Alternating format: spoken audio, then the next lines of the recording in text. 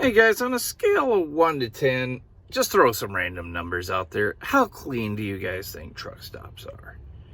Right. So it's unanimous. We all know truck stops are not clean. They're loaded with lot lizards, narcotics, cheap swill, and bargain-based debauchery of every sort. Outstanding soda fountains. Unhygienic. Very unhygienic. We all know this. And guys, the ones that are exceptionally nasty are the ones that are tied into the back end of a Motel 6. That's right, I said it. I've seen things there that I still can't talk about, and I probably need therapy for. Right? So with that in mind, the reason I bring this up is because Thursday I see this guy, and he's barefoot out on walking around the truck stop with his kids. The only one that's wearing shoes is his wife, you know. So I walk up to him and I said, "Excuse me, sir, did you happen to notice the vapor that's evaporating from the surface of this parking lot, from the white crystallized hue that encrests the entire parking lot here that smells like urine? There's a reason for that. It's urine." And he looks at me in disbelief, and I said, "No, truckers are that lazy and disgusting. They really are." And so, yes, you in fact, and your kids are walking around in urine. Oh man, guys, and when when the guy didn't believe me that the hue or the sticky varnish on the asphalt was urine, I said, "Dude, put your tongue on it and it'll be sweet and salty," because these guys drink so much Mountain Dew. And I actually tell him, "Dude, don't put your tongue on it." And as soon as the reality hit him, he looks at me with this sickened, just like disgusted feeling that struck him clear to his soul. Just as, disgusted. And I said, "Okay, bye." If it was me, I would have been hopping from light pole to light pole to get out of there, seeing that. And then I would have been scrubbing my kids' feet off with borax and steel wool. But not this guy. He took his time. And then out of all the people he gets irritated at, he decides to get irritated at me. I'm the one who warned him, that told him. And now he's mad at me. So he walks back over toward me and says, "Is that what you do?" I said, "What?" He goes, "Well, you're a trucker." And I'm leaning on my truck, guys. So I said, "Your powers of perception are astounding, sir." And at that point, he said, you pee in the parking lot?" Now that stands to question, and that's a logical question right there. And as I'm walking away, he goes, "Hold on a minute. You're a trucker." I said, "Very perceptive of you, seeing as how I'm standing next to a truck." And he says, "Is that what you do?" And I said, "So rather than put your shoes on and get your kids all cleaned up, you're going to argue with me." Okay, well, that is a reasonable question, and it stands to reason. You know, I am a trucker. So do I do that? Well, guys, I hold my head proudly high when I say I am not a lot pisser anymore. Not anymore, guys. I am recovered. I think of other people now instead of myself, and just hygienic in general, you know. Good idea. So I don't do that, you know. That being said, I've had my moments. You know, there was a time, now Scale Masters, for example. I'll give you a perfect example of desperate situation. I had to go super bad, guys, super bad.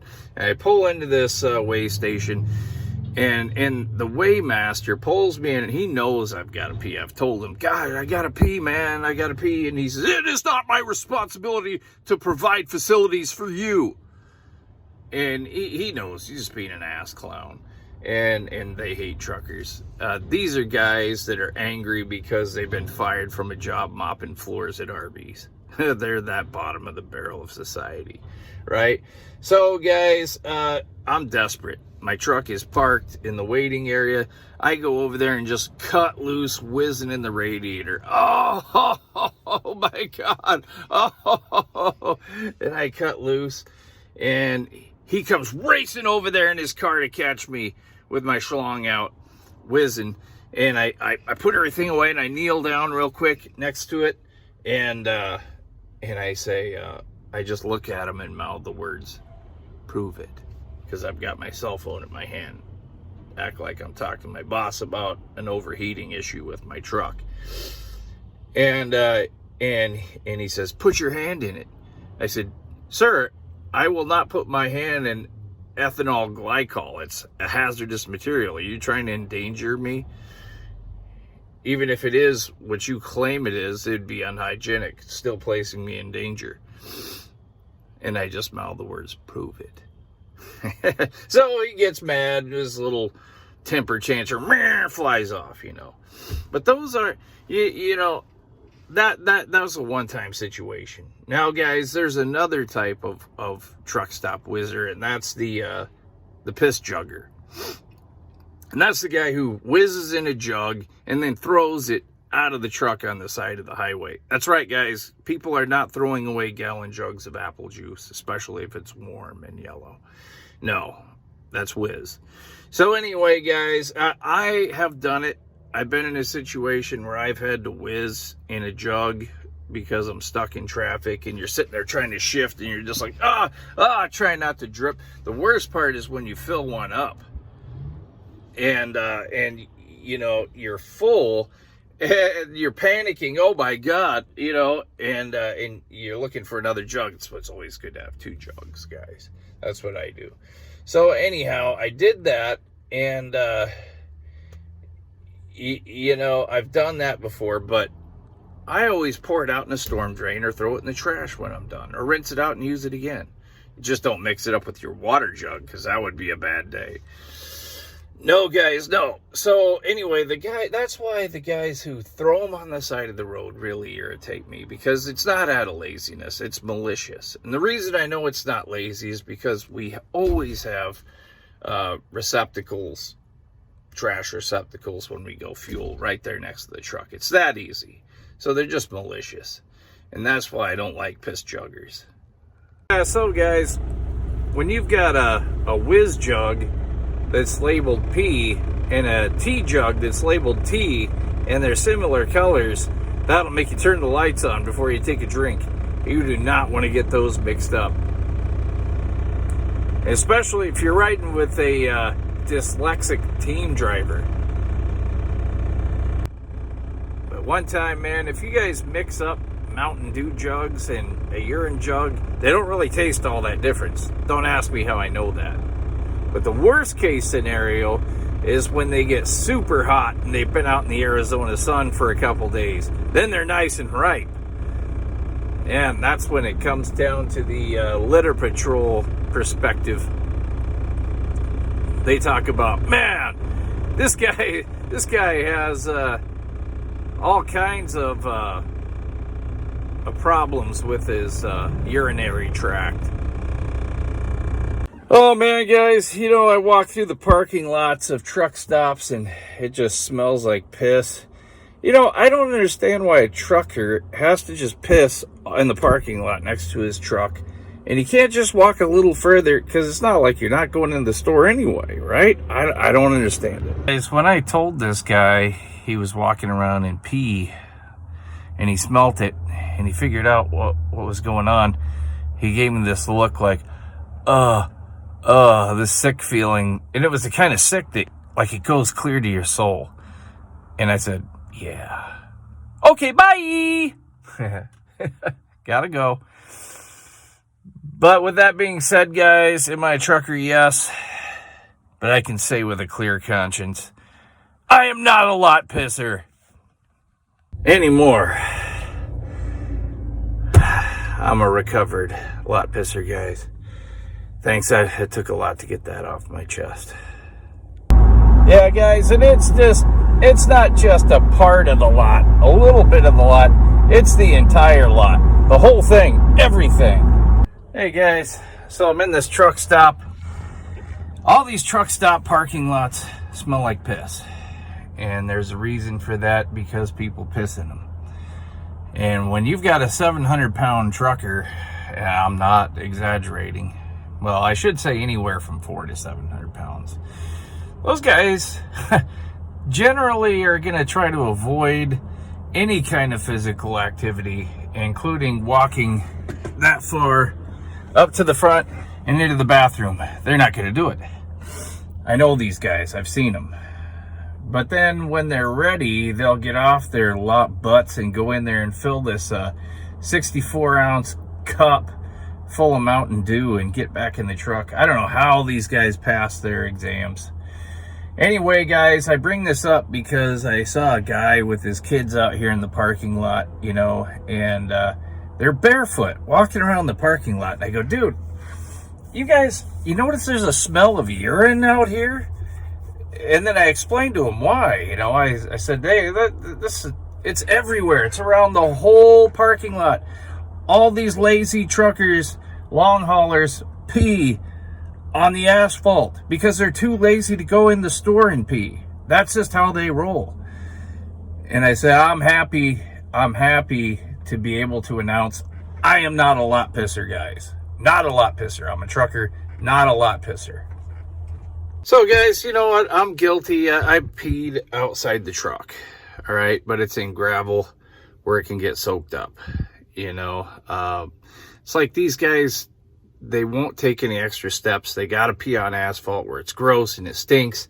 And it's like they're making a statement, like they're marking their territory, like some kind of a big old fat moose or something to other truckers. This is my territory. I pissed here. But the worst ones are the piss juggers. The ones who pee in the jugs and then throw them out the window in the median of the highway or off to the side of the highway. Now, I've whizzed in a jug before. I mean, we drink lots of coffee and energy drinks and stuff for 14-hour days to stay awake. So you got to pee a lot. You get stuck in traffic. But I also know that when we go to fuel up, you're right next to a trash can. You could easily throw it in the trash can. You could even drain it down a drain and throw the empty in the trash so the trash guy doesn't have to mess with piss. You could do that, but no. These guys do this. They throw it out in the meridian. For what reason? To make a statement? I don't know what they're trying to say. So tell me, guys, why is it that the truckers who do use the urinals can't get every drop in there? There's always some down by your feet. It drives me nuts. If you're coming up a little short on your hose, just step forward. There's no shame in it. You know, and now we're sharing bathrooms with women. Now you got lines of women waiting outside because there's lady loiterers inside that are just selfish and won't move. So what you do is, a guy like me comes in there, drops a 3-headed snake, and it hits the bottom of that porcelain like a piece of lead. Bong! And then that wall of stench comes over and just hits you in the face. Boof! Like you're walking through a thick mist that you need a knife to cut through. It's going to clear those women out pretty fast. It's hard to jug whiz, guys. You're sitting there trying to steer while you're holding the thing, going, trying not to spill any. Sometimes you got to shift while you're doing it. Just kind of like, oh, what a relief. You have to do, James. You have to fight the biggest one. then you're their leader after that, yeah. Then you are a neighborhood kid. I don't know. All right, guys, are we ready to keep this rolling along, huh? Ooh, come on, we can do better than that. Come on, give me some more energy, guys. Come on. Your next comedian, I'm always interested in what he brings to the stage. Give it up for Dingo Jack!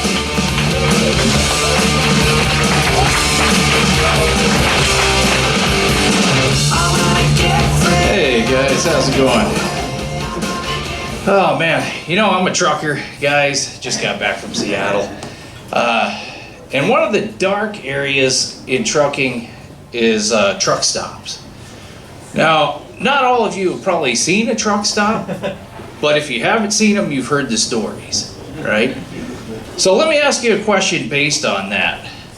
On a scale of 1 to 10, 1 being the worst, 10 being the best, did somebody throw some numbers up here? What do you think the cleanliness rating would be on a truck stop?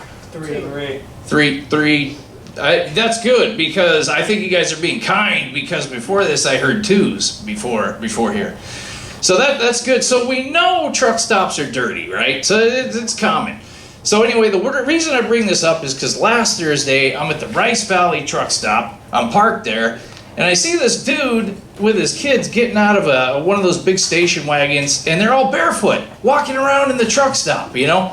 So I walk up to the guy and I said, "Hey man, how do I put this softly?" And I go, "See that strange vapor that's evaporated off of the crusty white surface on the blacktop there that smells like urine?" I said, "You know what that is?" "Yeah, it's urine." I go, "You guys are all walking around in it." And he looked at me in disbelief. And I said, "Okay, if you want proof, listen, man. There is not 1 inch of this blacktop that hasn't been pissed on by a trucker." And I said, "For further proof, it's sticky because truckers drink Mountain Dew." How do I know that? Right? And Mountain Dew tastes like piss going down, and when it comes out, it's even more so. Right?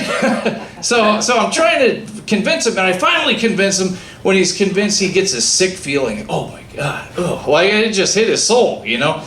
And so what I did was I said, "Okay, bye," you know, and left him with this sickness, and I take off. Well, now he's mad. I can tell he's pacing, and he's mad because I told him. And I was like, "Dude, why are you mad at me because I told you? I'm a red pill type of a guy. I don't do the blue pill." So he comes up to me. And he's all mad. Now, if it was me, guys, if you guys told me that, I'd be jumping from light pole to light pole. And when I got to my kids, I'd be scrubbing their feet with Clorox and steel wool, you know. But this guy, he took his time. So he gets the kids in the car, and then he comes over to tell me he's mad at me, right? And he says, "You're a trucker." And I go, "Well, seeing as how I'm standing next to my truck, sir, that doesn't say much about your powers of perception. I'm not impressed." And then I said, but that being said, what did you have to say to me?" And he says, "Well, is that what you do?" I go, "You mean do I lock?" "Oh, okay." And I said, "Well, that's a logical question. Do I pee on the asphalt?" Well, guys, I can raise my head proud and say to everybody, I am not a lot pisser anymore.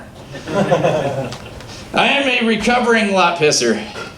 And the reason I say recovering is because everybody has their moments, right? I've had my moments. And I blame these scale masters. These are the demons of trucking. You know, and so these guys, what this guy did is he corners me in a scale, right? He pulls me in. "I need to check your brakes. I need to go over your truck," which they do, you know, they talk that way to us.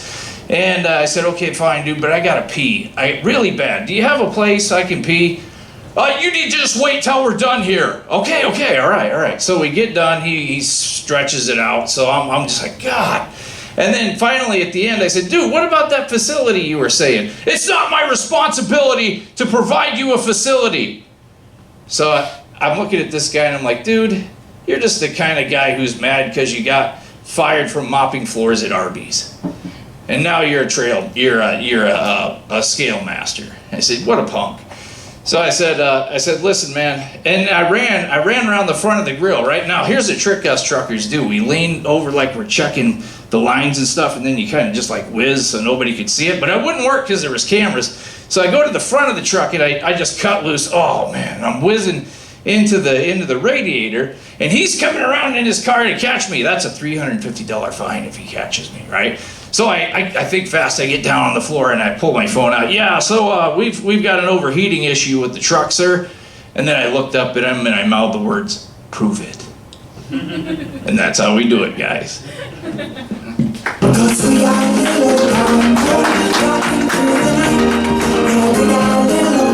Yeah, give it up for Dingo Jacks.